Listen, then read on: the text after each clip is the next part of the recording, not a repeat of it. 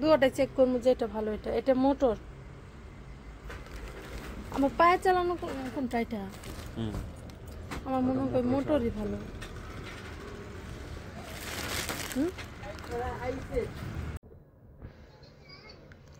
মামা লামনি আমরা আমরা মহাকাশ আবিষ্কার নতুন কিছু আবিষ্কার করলো সেলাই মেশিন সেলাই মেশিন দুইটা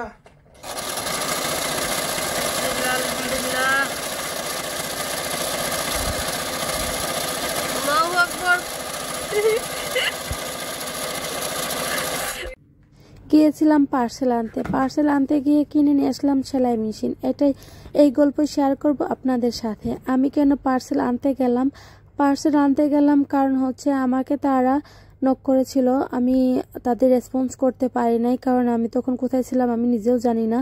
তো তারা আমাকে একটা ছবি পাঠিয়ে দিছে যে এটা আমরা পাশের একটা শপে দিয়ে গেছিল সেখান থেকে আনার জন্য।